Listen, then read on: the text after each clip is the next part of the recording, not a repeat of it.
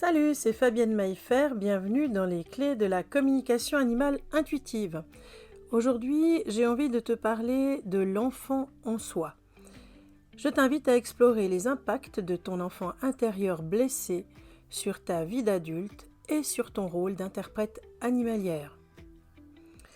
Aujourd'hui, je souhaite vraiment te parler d'un concept qui m'a profondément marqué et qui a aussi marqué la psychologie moderne et le développement personnel, c'est celui de l'enfant intérieur. Alors aujourd'hui, c'est un concept qui est très utilisé, très galvaudé. Peut-être qu'il faut que tu saches quand même qu'un des pionniers dans ce domaine, c'est un monsieur qui s'appelle John Bradshaw et qui s'est intéressé dans les années 70 à cette idée de l'enfant en soi et surtout à la manière dont cet enfant intérieur blessé peut affecter toute notre vie. Ce concept met en avant l'idée que les blessures émotionnelles subies durant l'enfance, même lorsqu'elles ne sont pas associées à des violences physiques ou psychologiques, peuvent avoir des conséquences durables sur notre vie d'adulte. En résumé, je dirais que si on suit la définition, on a tous et toutes un enfant blessé à l'intérieur de nous, plus ou moins profondément, et qui va prendre plus ou moins de place durant les différentes étapes de notre vie, de l'enfance à l'adulte et jusqu'à l'adulte vieillissant d'ailleurs, parce que on ne guérit pas ces blessures affectives et ces blessures intérieures avec le temps, malheureusement pas. Au contraire, ça a plutôt tendance à se cristalliser, à devenir de plus en plus encombrant. Alors pour quelles raisons il faut comprendre, aller à la rencontre de son enfant intérieur? En fait, lorsque tu comprends ton enfant intérieur, tu vas reconnaître qu'une grande partie de tes réactions d'adulte proviennent de ce que tu as vécu dans ta petite enfance, particulièrement dans la relation à tes parents. Alors, je pense qu'il est important de réaliser que ce n'est pas la faute de nos parents, mais que nos parents sont eux aussi porteurs en eux de blessures de leur propre enfance. Ils ont aussi un enfant intérieur blessé et ils vont aussi faire comme ils peuvent lorsqu'ils s'occupent de nous pour arriver à gérer et à négocier avec cet enfant intérieur qui parfois prend énormément de place et qui va remonter à la surface, si je peux dire comme ça, au moment où toi, quand tu deviens parent, tu vas devoir éduquer tes enfants qui vont être en miroir de ton enfant intérieur blessé. Tout ça, ça va engendrer un espèce de cycle générationnel, transgénérationnel de douleur qui se perpétue à l'infini jusqu'à ce qu'il y ait quelqu'un à un moment donné dans la génération, et ça peut être toi justement qui écoute ce podcast, qui va réaliser ce qui se passe, les enjeux, les schémas répétitifs, et qui va pouvoir couper cette espèce de ronde infernale qui traverse toutes les générations depuis probablement très longtemps dans ta famille. Donc il faut juste imaginer que les enfants blessés deviennent des adultes qui à leur tour élèvent des enfants, souvent sans avoir guéri leurs propres blessures, et que ce cercle vicieux fait que parfois tu te retrouves dans une situation de vie où tu vas te sentir perdu, où tu vas chercher des réponses ici et là, sans vraiment comprendre d'où viennent tes difficultés, et parfois elles viennent simplement de cet enfant intérieur qui est blessé et qui souffre en silence, mais qui se manifeste de différentes manières que tu n'as pas pu toujours interpréter. Un enfant, il peut être blessé non seulement par des mauvais traitements directs, mais aussi par un manque de réponse adéquate à ses besoins affectifs. Cela signifie que même sans maltraitance apparente, le simple fait de ne pas recevoir de l'attention, de ne pas recevoir de l'amour, la sécurité nécessaire pour que l'enfant puisse évoluer, suivant les différents stades de sa progression et son évolution, tout ça, ça peut entraîner des blessures émotionnelles très profondes. Et lorsque les carences surviennent dans les premières années de vie, alors elles vont directement affecter la construction de ce qu'on appelle en psychologie le moi adulte.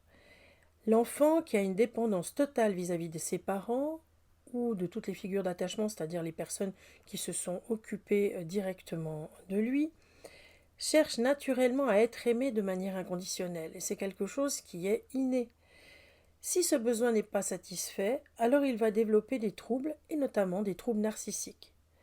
Selon John Bradshaw, toutes les blessures non résolues de notre enfance constituent l'une des causes principales de la misère humaine. Peut-être que tu comprends mieux maintenant pour quelles raisons, à un moment donné, tu t'es senti attiré par le monde animal. Parce que dans les yeux des animaux, tu as pu percevoir une forme d'amour et d'attention que tu ne trouvais pas dans le monde humain ou que tes parents n'arrivaient pas à te donner ou ne sont pas arrivés à te donner quand tu étais petite. Les animaux offrent une présence bienveillante, une forme de sécurité, ils sont non jugeants et dans cette relation que l'on peut instaurer avec eux, on peut se sentir, tu te sens, comprise, acceptée d'une manière profonde et inconditionnelle. Alors ça ne veut pas dire que toutes les personnes qui ont une attache affective avec les animaux ont été carencées affectivement dans leur vie d'enfant, mais il y a de grandes probabilités que ce que tu vas reporter comme affection, comme demande, comme attente vis-à-vis de tes animaux, ça soit quelque chose qui vienne de ton enfant intérieur plus que de ton toi adulte.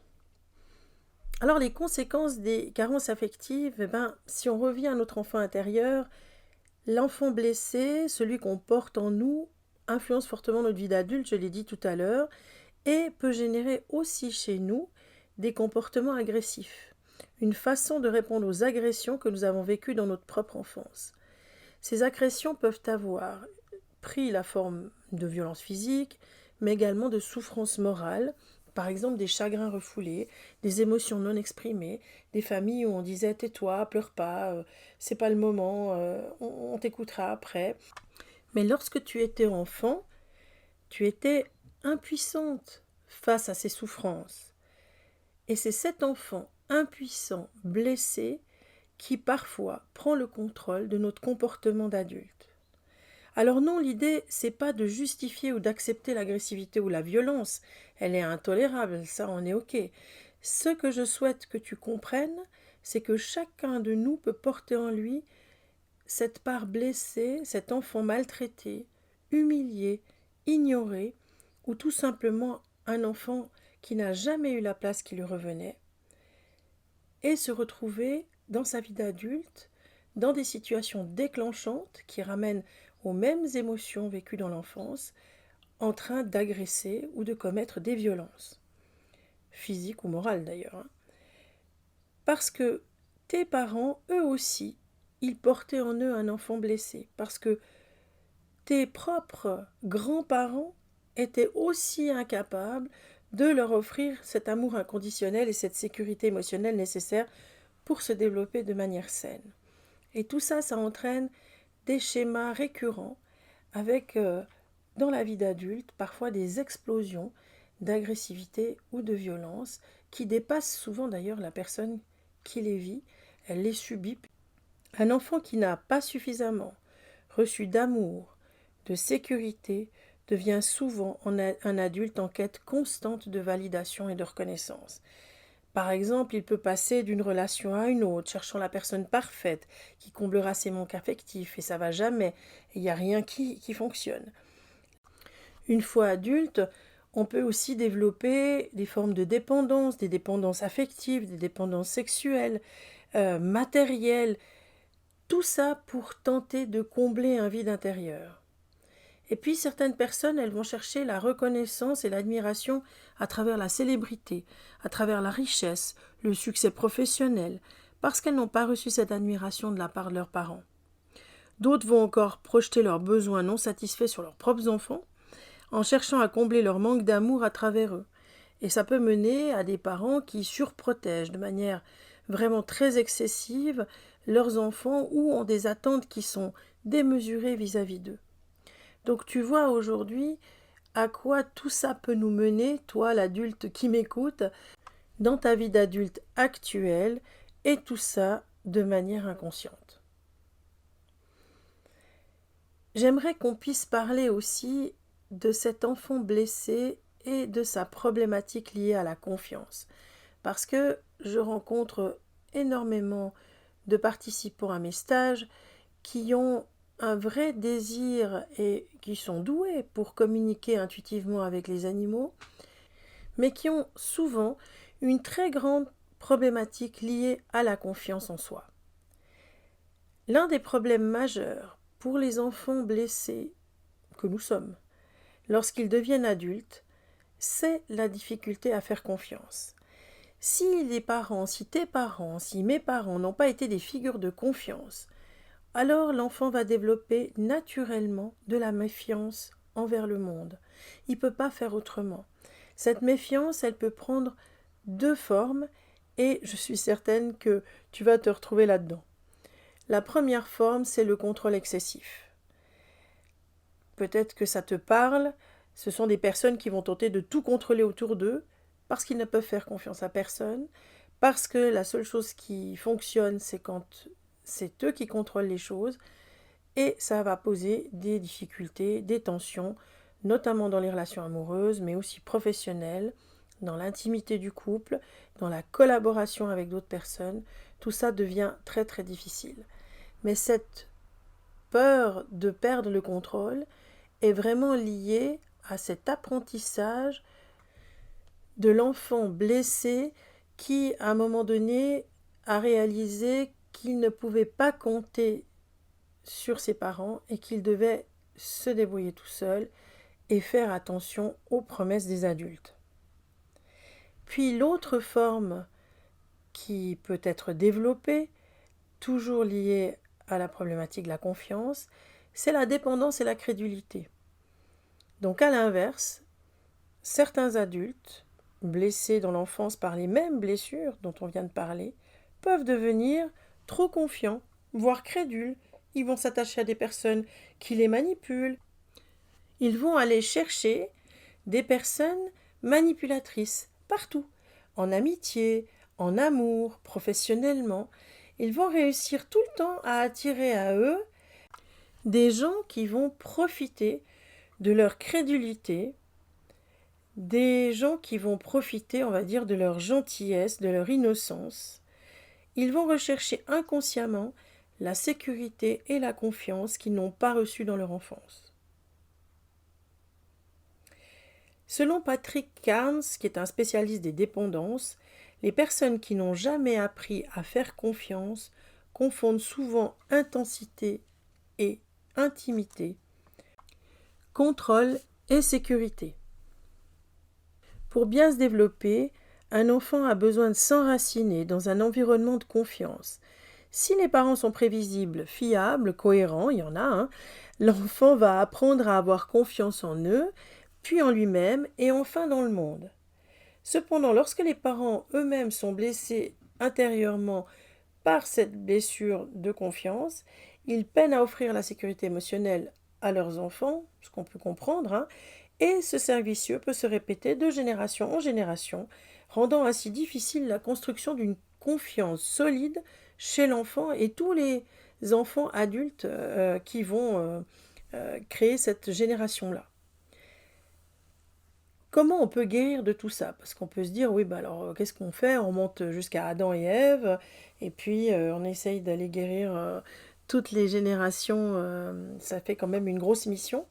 En fait, on peut guérir ces blessures dans notre vie d'adulte en prenant simplement conscience de l'impact de l'enfant sur notre vie d'adulte. Rien que le fait que tu écoutes cet audio, rien que le fait que tu comprennes un certain nombre de choses, que des souvenirs émergent à ta conscience en fonction de ce que je te raconte, ça va te permettre de comprendre que tes comportements actuels sont souvent le reflet de tes manques passés. Et ça va te permettre de te reconstruire, de réapprendre à faire confiance, aussi bien à toi-même qu'aux autres. Le contact avec les animaux, pour moi, il est fondamental parce qu'il fait partie des moyens les plus efficaces pour retrouver cette confiance perdue, parce qu'ils offrent une présence inconditionnelle, sans jugement ni trahison. Tes animaux ne te trahissent jamais. Et pour réapprendre à avoir confiance en soi, intuitivement, instinctivement, tu t'es approché probablement depuis toute petite ou tout petit du monde animal, et puis quand tu as eu vent il y a quelques années ou quelques mois que la communication animale intuitive existait, que tu pouvais entrer en communication encore plus profondément avec le monde animal, tu t'es dit « eh ben ça c'est pour moi ». En fait, c'est pas toi adulte qui t'es dit ça, c'est ton enfant intérieur blessé, parce qu'il sait ce dont il a besoin, il sait ce qu'il lui faut pour pouvoir enclencher un processus de guérison, pour pouvoir avancer dans la vie d'adulte, pour pouvoir dépasser les blessures de l'enfance, afin de vivre une vie plus épanouie, plus équilibrée, plus joyeuse et surtout plus légère. Donc pour moi, apprendre au contact de nos animaux à développer notre intuition, à communiquer autrement, et à travers la communication animale intuitive, pouvoir recevoir dans notre corps, dans nos perceptions, dans nos cellules, tout cet amour qui nous a manqué, cette pleine présence à soi, tout ça nous apprend à être pleinement présent aux autres. Et c'est incroyable parce que pour moi, la communication animale intuitive, c'est une école de vie à part entière, c'est une école de transformation, c'est une transformation en douceur, une transformation chaleureuse que les animaux nous amènent. Alors en conclusion, j'ai envie de dire, les blessures de ton enfance, ils ont un impact profond sur ton comportement à l'âge adulte, ça je crois que tu l'as bien compris. Ton manque de confiance, tes dépendances affectives, la surprotection ou la méfiance excessive, tout ça c'est autant de signes de carences non résolues, y compris quand tu es surprotecteur avec tes propres animaux. Ce fonctionnement, il se répète de manière cyclique dans ton quotidien. Tu peux commencer à l'observer, à prendre de la distance avec ça, en regardant, tiens, qu'est-ce qui dysfonctionne? Tiens, j'ai réagi de telle manière. En prenant simplement le temps d'observer, de t'observer comme si tu avais une petite caméra comme ça au-dessus de toi qui te regardait fonctionner et pouvoir mettre le doigt déjà sur les différentes carences et les différentes blessures que ton enfant intérieur a reçues. Alors oui, tu peux regarder ces blessures avec l'œil ou le système d'analyse de Lise Bourbeau des 5 blessures de vie, mais moi je te propose de le voir un petit peu autrement, de manière peut-être plus simple, pour juste observer. Tiens, voilà, j'ai réagi de telle manière, qu'est-ce que ça me fait à l'intérieur? Qu'est-ce qui se passe?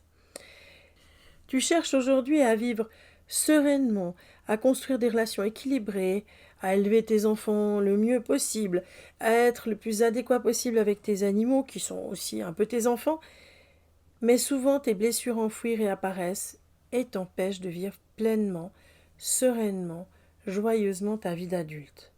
Alors, comment briser ce cycle? Comment guérir cet enfant intérieur? La première étape, c'est la prise de conscience et c'est peut-être ce que tu es en train de faire en écoutant cet audio.